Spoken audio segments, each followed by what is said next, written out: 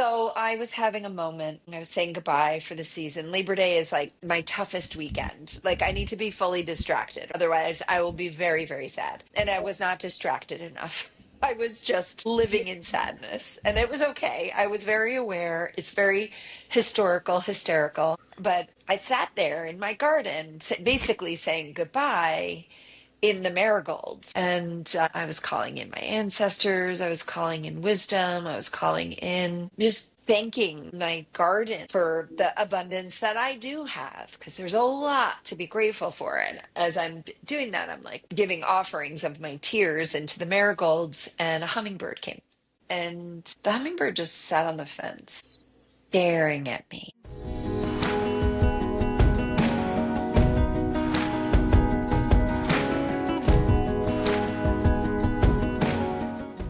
Hello and welcome to Pleasure and Profits. I'm your host, Rachel Anzalone, and in today's episode, we are in conversation again with my dear friend, Chrissy Shields, this time about the September equinox in the Northern Hemisphere, that is the autumn equinox, and what that means for us in terms of transitioning from the summer season into longer periods of darkness as the days get shorter, and really taking this time of moving inwards to reflect on what has worked for us and what hasn't worked for us in this past season, developing discernment and shedding what no longer fits and what it's time to let go of. Chrissy has joined us over the course of this year for the spring equinox, for the summer solstice, and she's here with us again.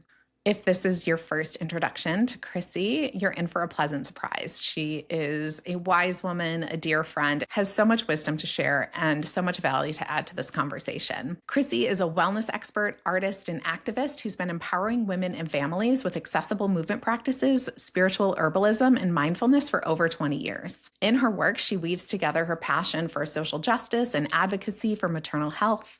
She's led yoga teacher training programs around the U.S., taught in homeless shelters, prisons, and public schools, and has led global experiences to foster well-being through embodied movement and collective care. She lives with her family in New York City and in the Catskill Mountains, where she was again for our conversation. It's a place where she is in deep reciprocity with the land, where she's carefully cultivating gardens and her own connection with nature. As always, our conversation is lively and winding and just such a pleasure for me, and I hope that you enjoy it as much as I do. Welcome back, Chrissy. I'm so excited to have you here again with us. I'm so happy to be here to chat with you.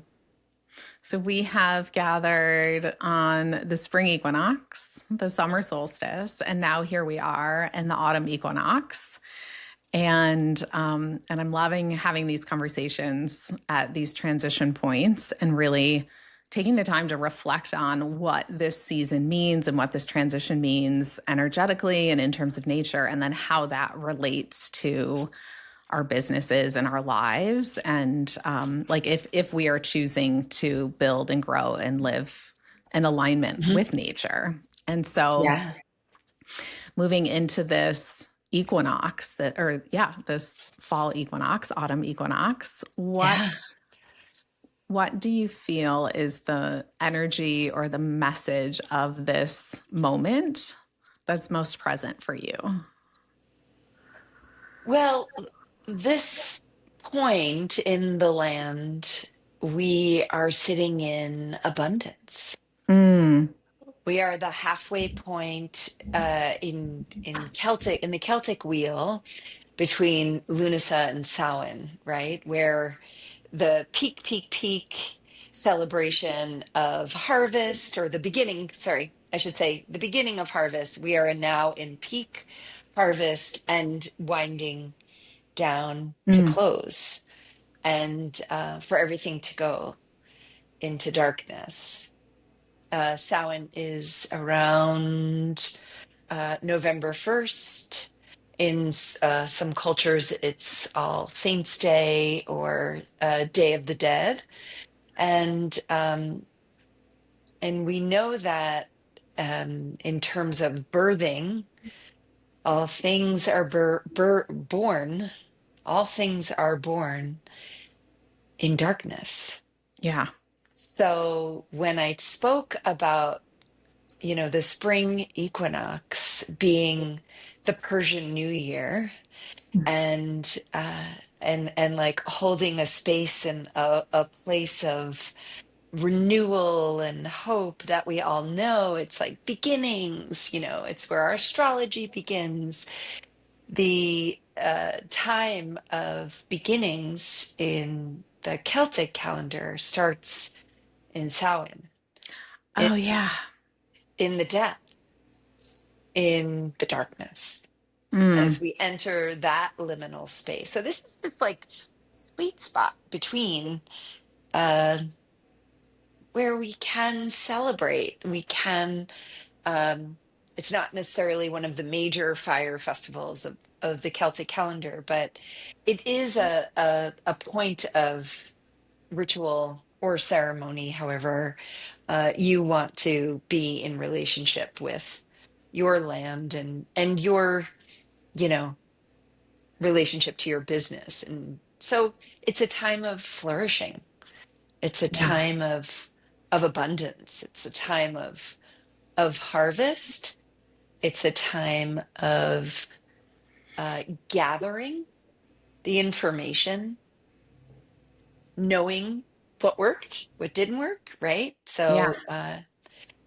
So really seeing like how certain things last year might have been more abundant than this year. It just didn't work so well. Calendula for me.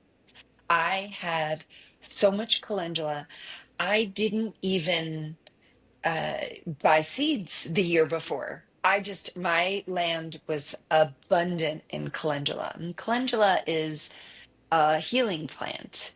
It's a sealer. So if you're popping the heads of the flower, you get this little film, this little stickiness on your Mm. fingers as you're harvesting the calendula. So I don't know why this year I just felt like I should buy some more seeds because I just love the abundance of what calendula brings into aesthetics, in the, they're just like There's little yellow sunbursts. flowers, right? Little, yeah. Yellow, orange. Yeah, they're just so fun. They're mini starbursts, right? And so I was like, I'm gonna get seeds this time. I'm gonna get, local seed place that I use, and in the, Hudson Valley and in the Catskills up in upstate New York. And I've never, it was one of the first flowers that, organically grew on my land from the former owners. So I was like, all right, the calendula is, prime for this area. And nothing grew. Oh, Like, no, I have, I shouldn't say nothing grew. I have maybe 3 to 4 little flowers that are growing. a tiny, But a that's tiny bit. nothing in my, yeah, it's like, what happened? And as I was closing up my shop and I was taking dried herbs and putting them in jars and gearing up for more harvest to come in and kind of work in that way as I do from like the beginning of August through to the end of October.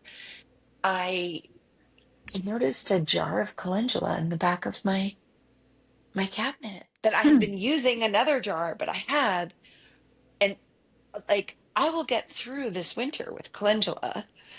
I have enough calendula. It was like, "Psst, we're okay. Yeah, you Use what don't you like, you have." don't need more. You have enough. Yeah. And it was Mm. like this temperance of like, you know, what did I do wrong? Ooh, Right? To then come into, you didn't do anything wrong. yeah, you have exactly what you need, even if it's You not are what you enough. thought you needed. You are enough. Yeah. This is before the call, we were talking about lightness and darkness, and like Mm, I'm really getting in touch with darkness and my shadow mm, on a personal level.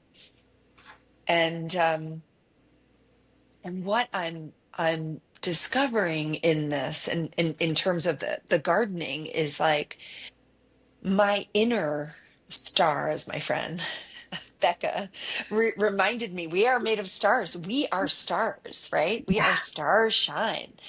Um, but my inner star can outshine whatever darkness I think I am. And it's all the telomeres, the grooves that had been, inserted. So I didn't think, and I've talked about this on in one of the other podcasts about perfectionism, yeah, yeah, because the corn didn't grow, yeah. right? What did I do wrong? How did I mess this up? Like sort of all those, the mind chatter of when things don't pan out the way that we wanted them to or we expected them to. Right. Yeah. And it came back again later in the season. I forgot Mm, that message of perfectionism. And I had a fawn go under my fence, which is like a deer proof fence. And yeah.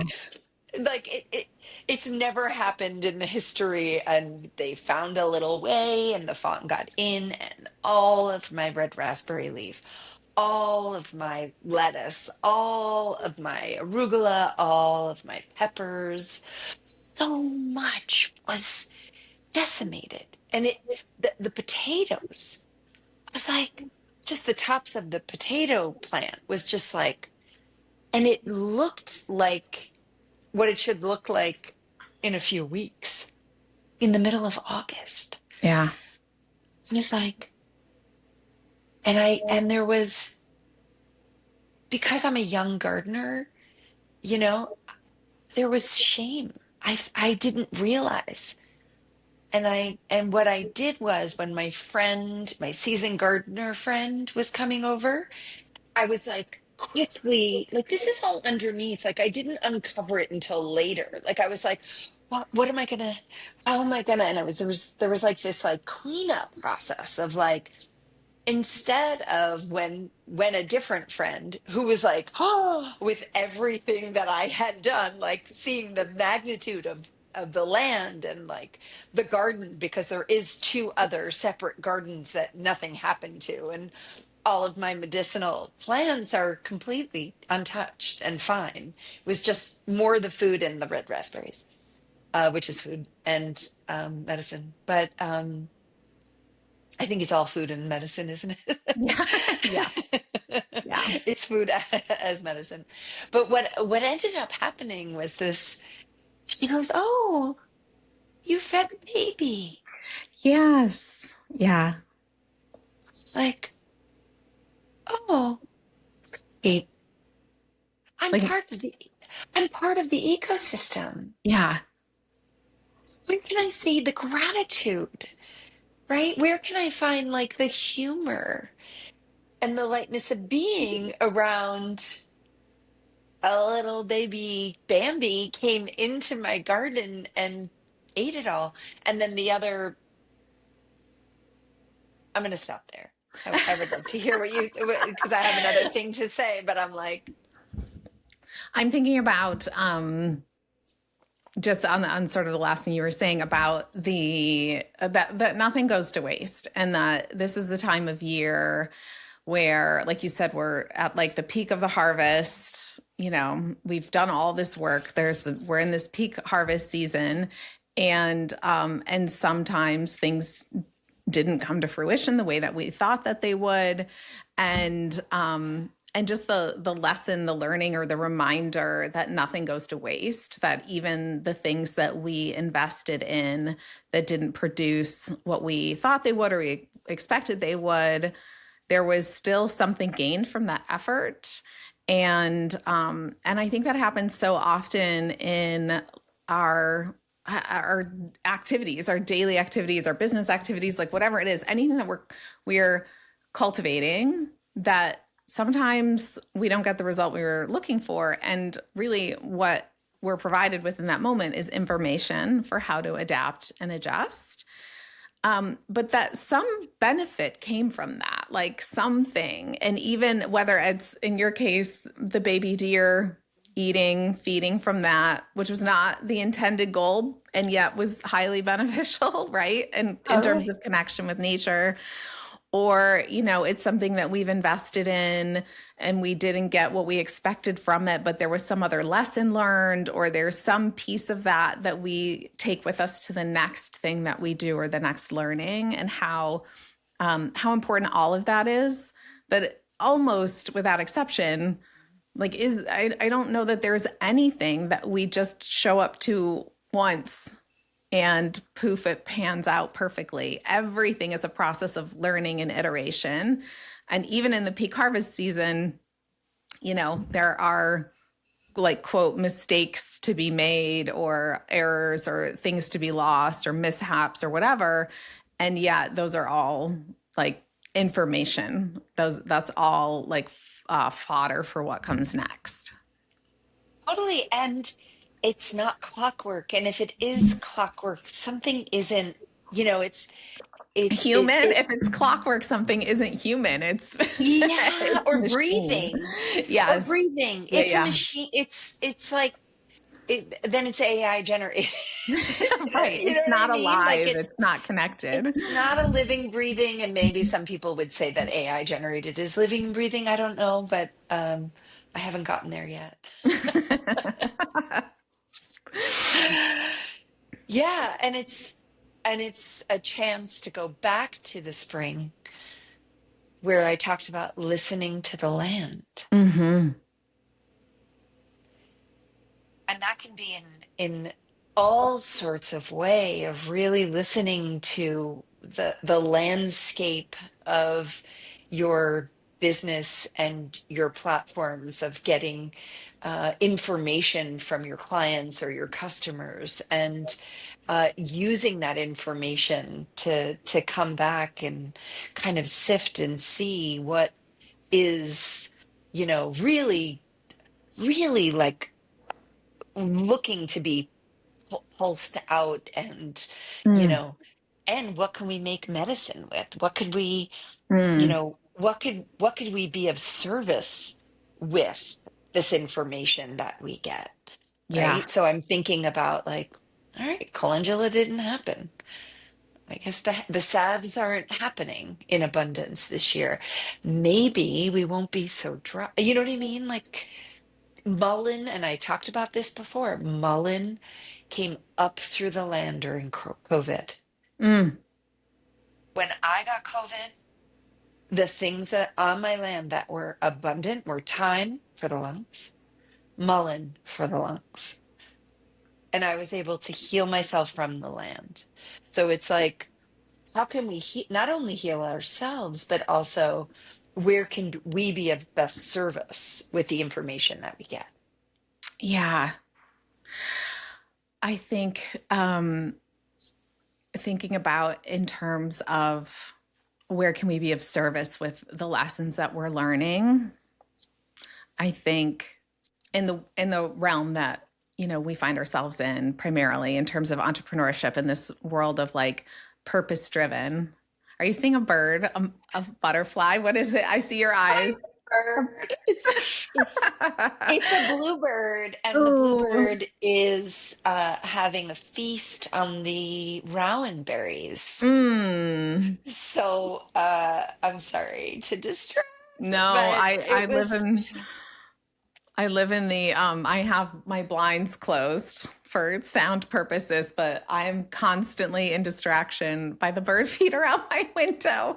The number of calls and conversations I'm on that I'm like, "Oh, there was a hummingbird. Oh, there is," like, whatever it is. oh my gosh, it's the Yeah, best. It's it so the really best. is. It brings me a lot of happiness.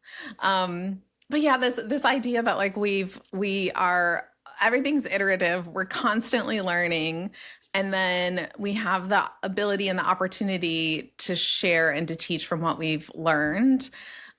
What's coming to mind right now is around the idea of thought leadership and Mm. a conversation I was having recently um, around this idea of you can't have something of value to give, to teach, to share until you've lived through experiences, until you've iterated, until you've like had failures, until you've cultivated and won and cultivated and lost and all the lessons to learn from that's what allows for an evolution of teaching of something new that's like a leading edge, like something that hasn't been said before or done before, a perspective that hasn't been shared before. And that happens in this season, Mhm. this sort of third season, where it's not the spring and bright and shiny. It's all the lessons that have been learned over the course of these last 6 months, 8 months, 9 months. That is also, the wise woman era. There's so much to be shared from that space that just isn't available any earlier. It's so true. I mean, we can textbook teach, right? And Mm-hmm. we know how that feels Yeah. as elders, as having gone through school, whether you've been through school or not, you know what it's like to be lectured at Yeah. versus witnessing and uh, admiring the the person that's living and being it, Yeah. and taking in that person's perspective versus the person that maybe went through it but is really speaking out of like a cookie cutter box idea. And Yeah. it's it's also really interesting to play with the in thought leadership, like how much of ourselves are we revealing, how much of Mhm. ourselves, in social media, uh what's resonating. Is it the truth of where we are, or is it just a bunch of old quotes that other people have said? Yeah, just like uh, recycled information. yeah, Yeah. and I think each individual, I have a hard time with it. I don't have a hard time in a room full of people telling the truth of where I am. And I'm in a constant state of radical truth telling and radical acceptance, and I like to be surrounded by that. But it's very interesting to be in a different space of like, what are we revealing of ourselves? It depends on what our business is, right? Yeah. Versus what And are we keeping to ourselves? And what are we keeping to ourselves for the reason that it's nobody else's business, it's private, that's mine, versus what are we keeping to ourselves because we're hiding it because we think it would somehow devalue the other work we're doing, or we don't want to be truthful. We only want to shine the light on the pretty, beautiful, sunny part and not on the dark, shadowy, uncomfortable part. And when I think about this, the idea of like teaching what we've learned, and then also like teaching what we're learning actively, I think it I think there's a fine line, and maybe you and I can parse this out. yeah, There's a fine line. Of course, when we have like fully immersed ourselves in learning something, studying something, living something, and we've gleaned messages from that, we have like valuable things to teach. Sometimes we can teach while we're in the work from the perspective of I'm in this with you. I'm just holding the container or I'm facilitating it, but I'm doing the work with you. Like we're in this together.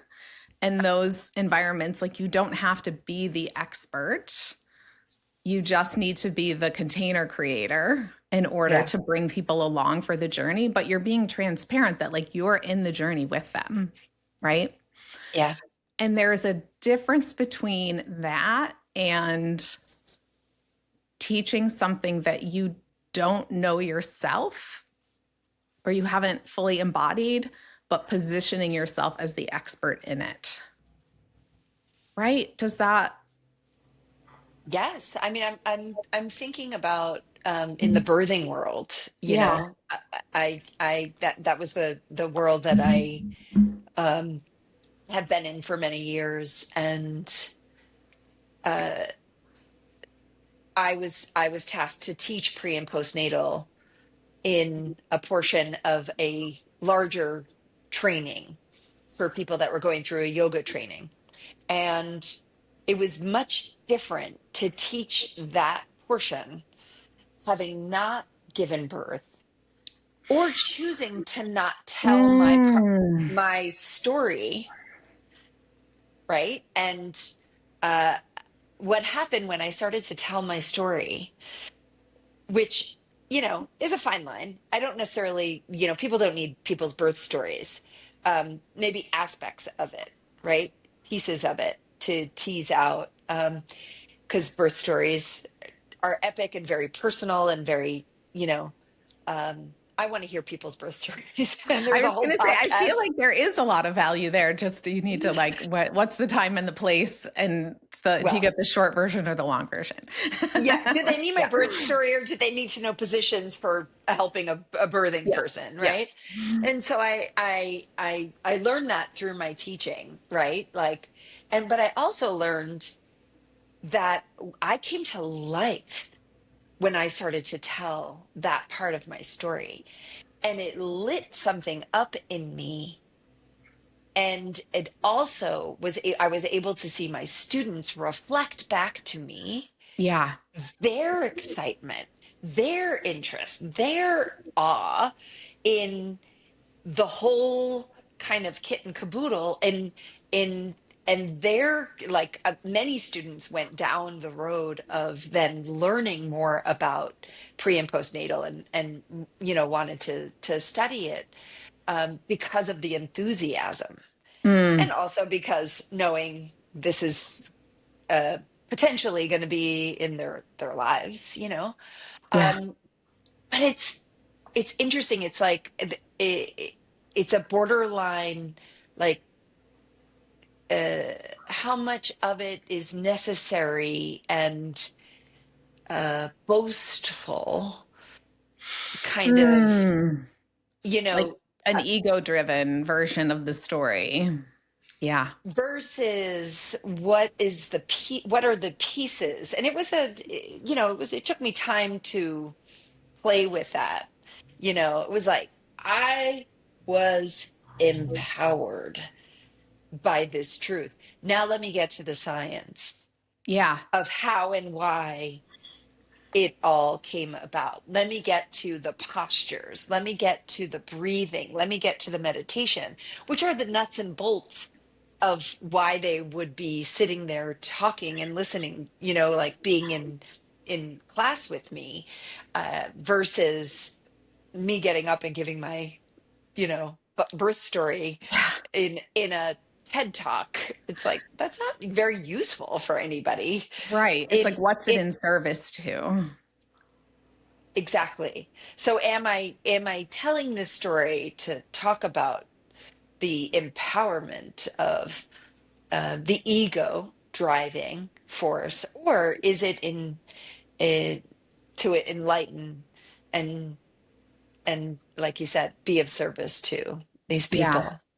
Okay, I love this tangent that we're on. So let's just keep going on Yeah. here, Yeah. and we'll circle back to the autumn and the season change. I'm sure in some way. Yeah. Um, you're bringing to mind an experience I had not that long ago where I observed. I had this really profound experience at an event where I felt like I was maybe it felt a little bit out of body where Mhm. I was observing what was happening from a point or a perspective that I had never observed these things before. having been at event after event after event and seen speaker after speaker after speaker and having, worked with so many people, and I found myself observing this event from a perspective where I could see the reason or the motivation behind what was being delivered as it was being delivered. And it was really profound for me, and being witness to this person is telling their story and they're speaking from a place that is deeply of service. Oh, and this person is telling their story and speaking in a way that's really about feeding their own ego. And this person is speaking and telling their story in a way that's really about manipulating or selling something, like very much about, I'm going to get my hooks in you and get what I need from you. And it was like a visceral difference that I could feel from speaker to speaker to speaker.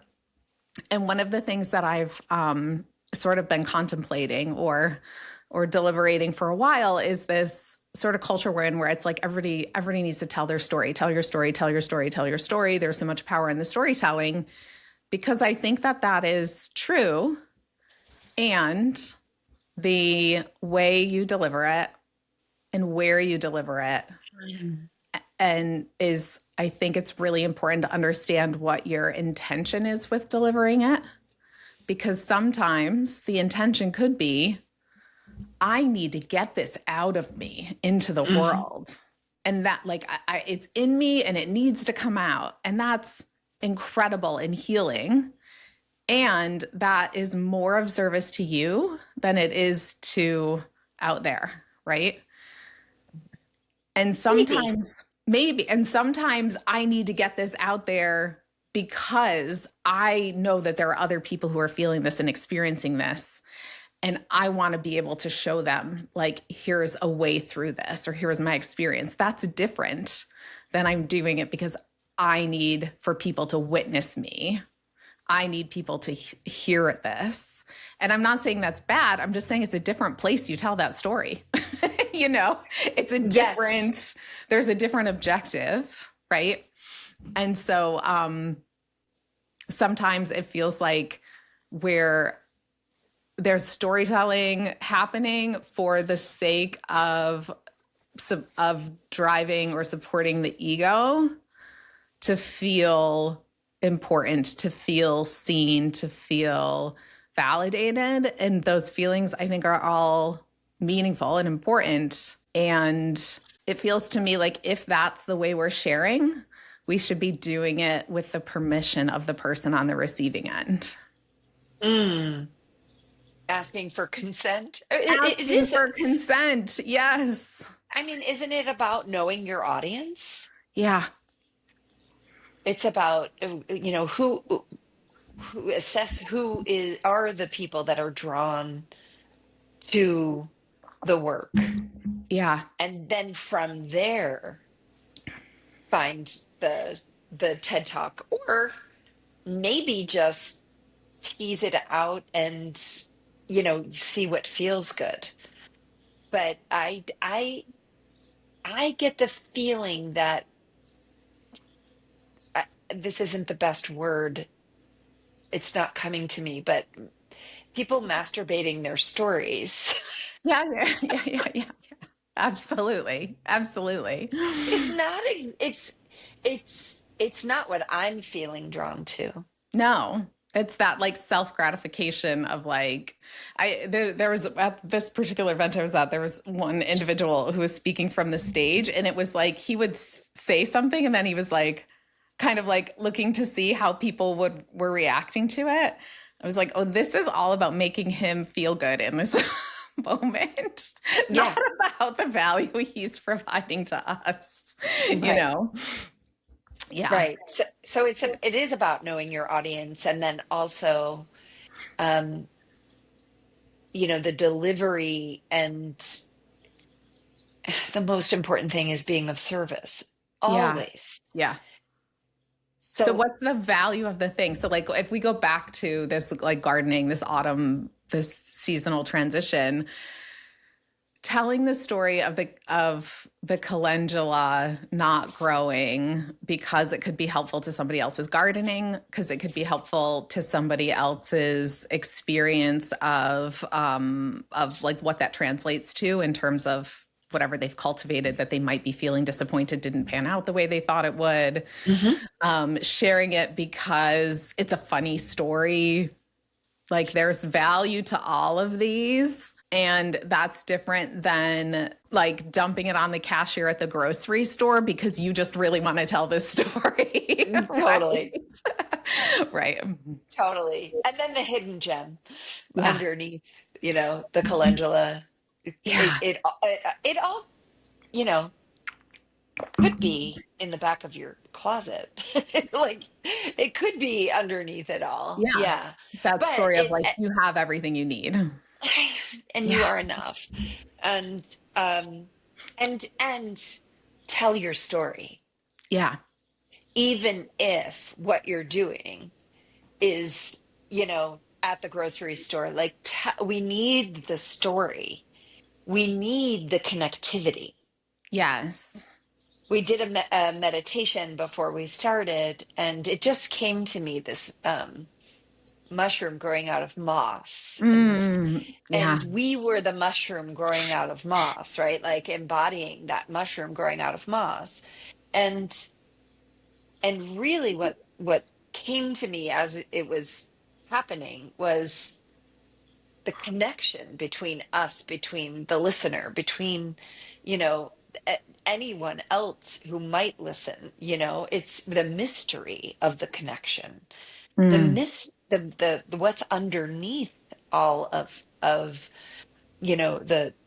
surface, and so just start by telling the grocery store clerk your story, because your story is valid.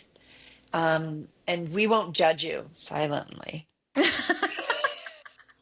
We might judge you. Okay, but know your audience. And Yeah, who I is think your audience? that's my point. It's not like, oh, people shouldn't be telling their stories. It's Yeah. a mindfulness about who your audience is and what your motive is. Your motive, your motivation, knowing what that is, which comes back to this iterative learning, paying attention to the reception, to like what the feedback is, and gaining wisdom about the value of what you have to share and where and how it's valuable versus just dumping and dumping and dumping, which it feels like there's a lot of dumping happening in our world right now. And and the consent thing, like dumping without consent. the manipulating Yeah. is also having the hard selling Yeah. of your Mm. $25,000 I was so into this thought leader, so into, got the workbook, like, and even love some of the teachings, but the way that I feel hard sold and manipulated, like Yeah. I need that. I maybe I do need that. And it's like everything right now is, we're in late stage capitalism, folks. Yeah. Everything is uh do I really need this? Yeah. Anything I pick up is, do I really need this? And And I think there's, even if we step away from the word need,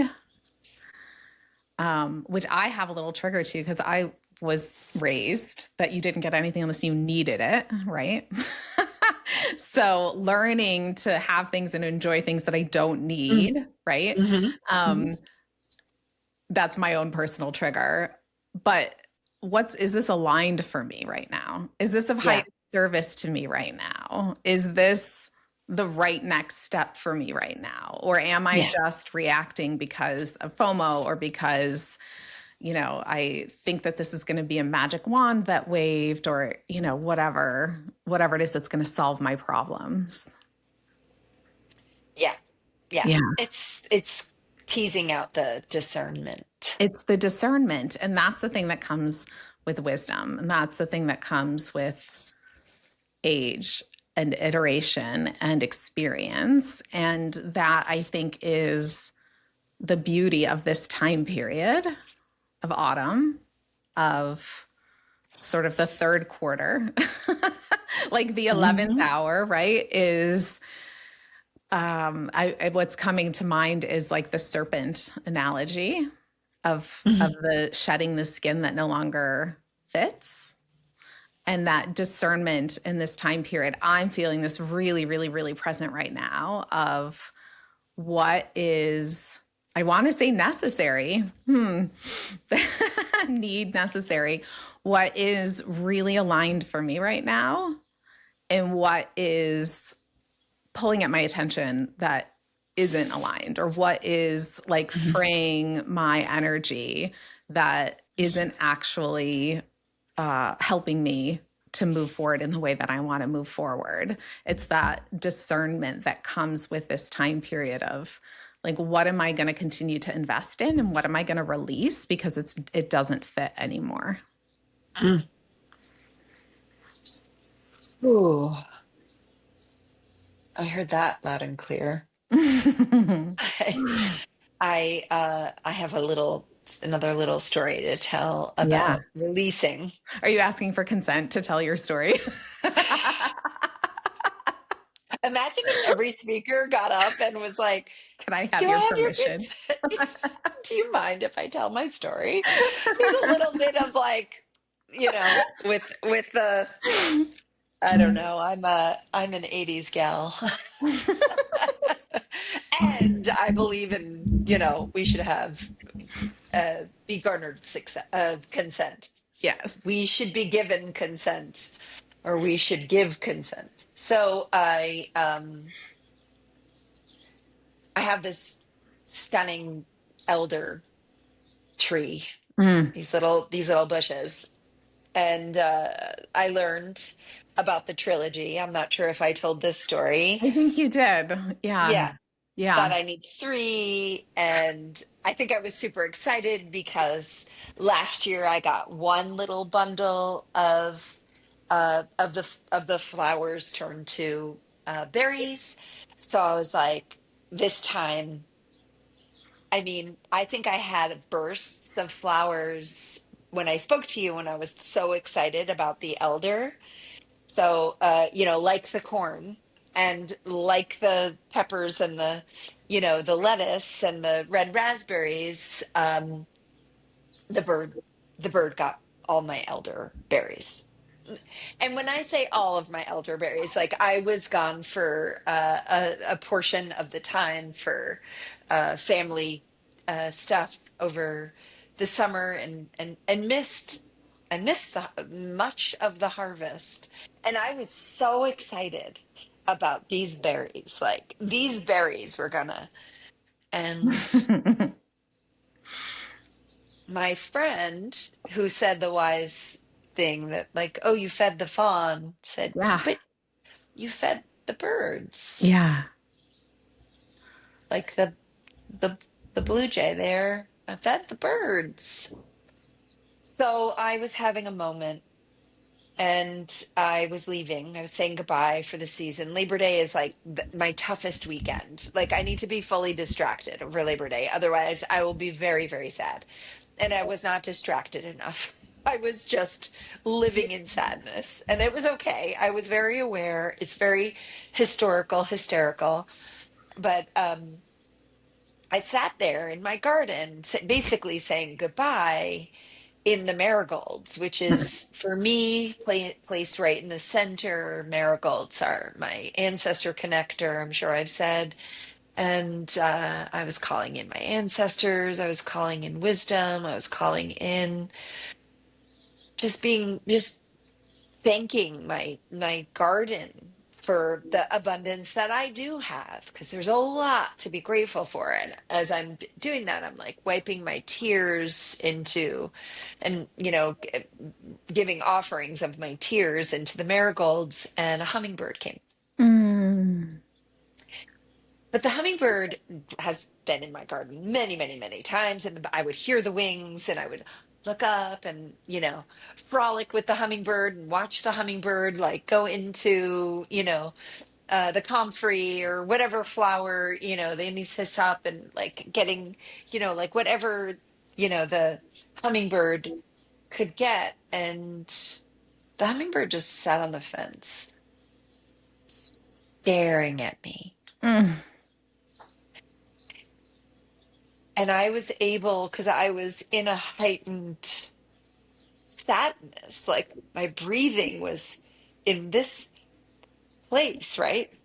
And I was able to drop into my breath and think, breathing with a bird that is in a constant state of flutter and movement, like unlike Yeah. other birds that, can kind of settle in and tell you Yeah. to, stop harvesting. I don't know I don't know, bird, all bird, calls, but I know a bird is pissed off. This one bird in particular Yeah.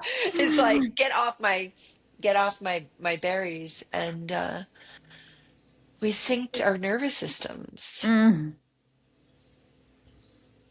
And I was so calm saying goodbye, where I had been a flutter all over my property and like, saying goodbye to my new yurt, which is like this, like the greatest center for me of of alchemy and transformation and growth and learning, right now, it's just been amazing center. And I'm calling in community right now in that space. I'm calling in, space of healing and space of change and activism and space of art and beauty. So I was like, just so much a flutter. And then having this moment with the syncing with a humming Yeah. was just like, I think that lesson for me was, we are in a time of great,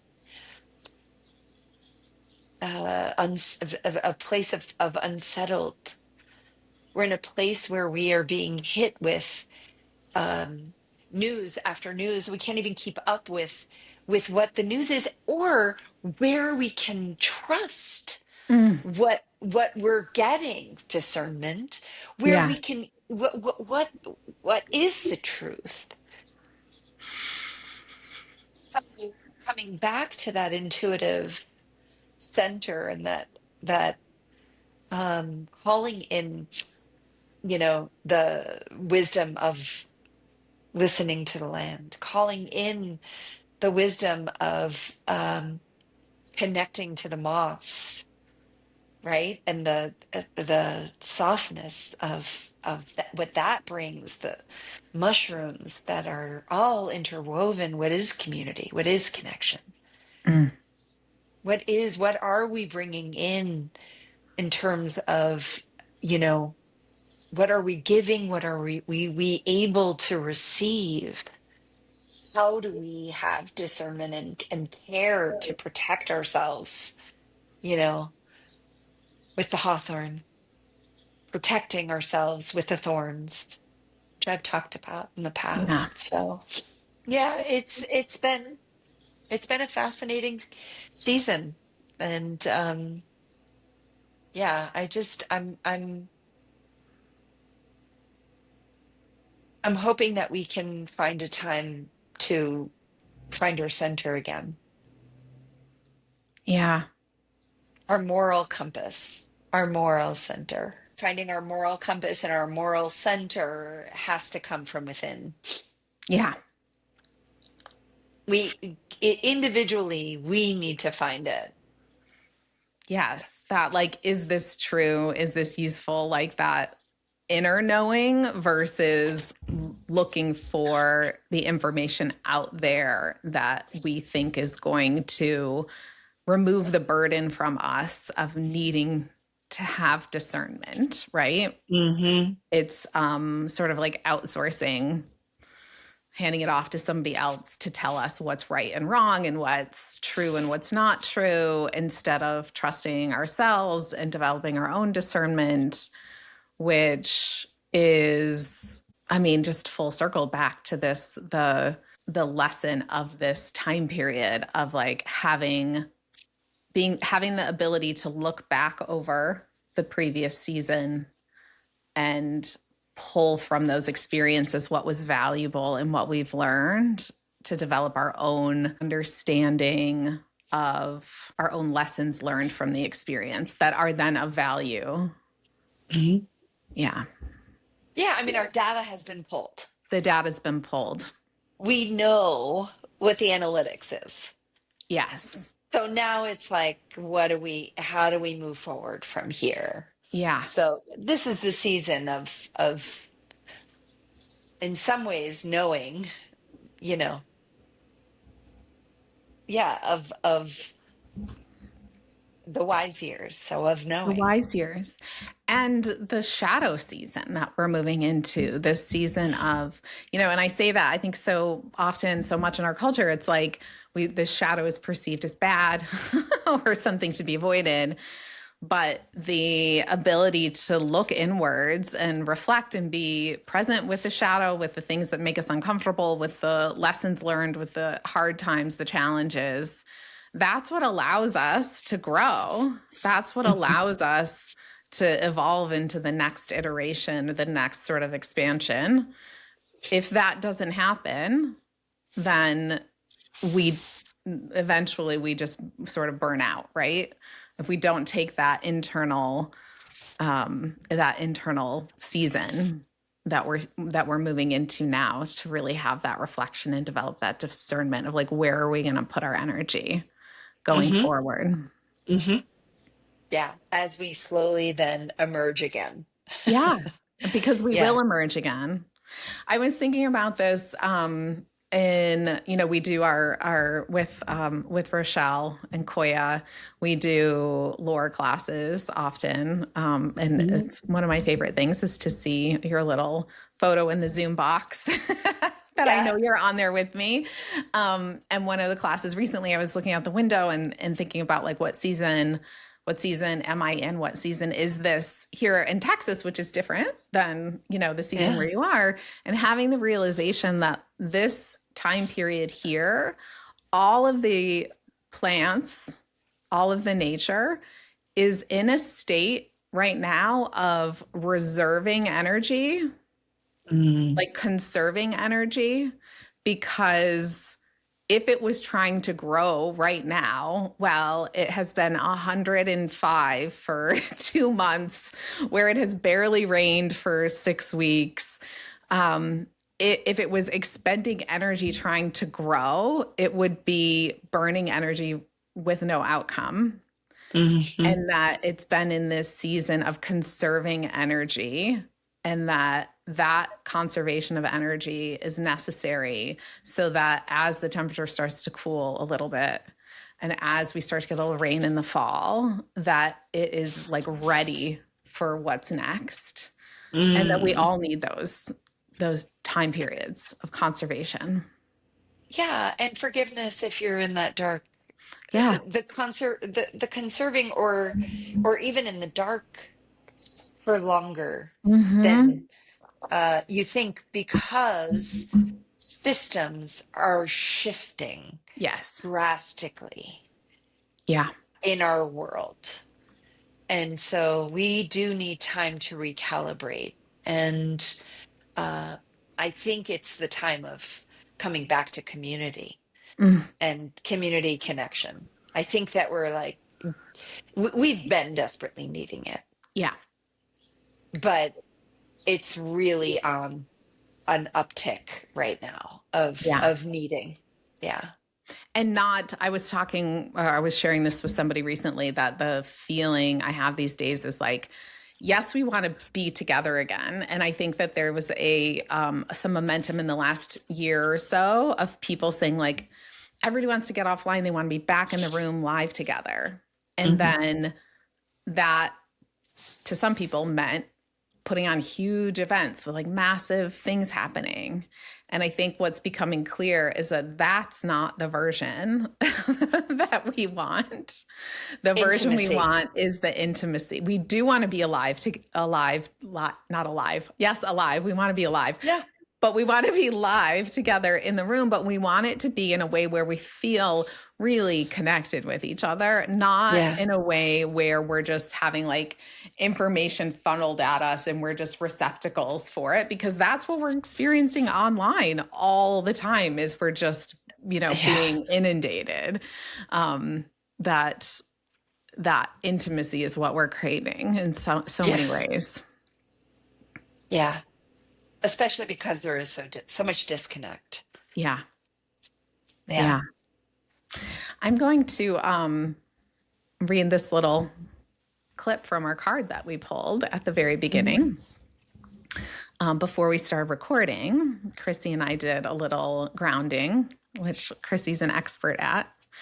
Mhm. And we pulled a card from the Earth Warriors Oracle deck by Alana Fairchild. I don't know. I don't know if that'll translate to a video on YouTube. We'll see. But the card we pulled is Circle Cross of Tenon, and it is the rare intersection of heaven and earth. And it says, your plans and purpose are aligned with greater cosmic forces. When you see it, whether you see it coming or not, things will fall into place and what you've been working toward will come to fruition. A rare intersection of heaven and earth will result in a precious manifestation of grace. The divine shall correct a situation that is in need of realignment. Fear not, pray boldly, and be faithful. All is well. And I think what speaks to me most about this and the conversation that we've had is this like, whether you see it coming or not, things will fall into place. And that, like you finding that jar of calendula of like, even when we think things have gone wrong and we think that something is lost, we don't know like what's hidden in the cupboard or what's like just waiting to show up. And this season of sort of transitioning into the darkness and developing that discernment and being trusting to let some things go allows us to lean into that trust of knowing that what's meant to come will come, and what is that it's all happening whether we see it or not. It's there. Mhm. Yeah. Yeah. Yeah. Deep trust. Yeah. Mm. Is there anything Okay. else that's present for you before we wrap up or as we wrap up here that you want to share? Did I talk about the Rowan? You did last time about the rowan and the one that had died in the mushrooms. My gosh.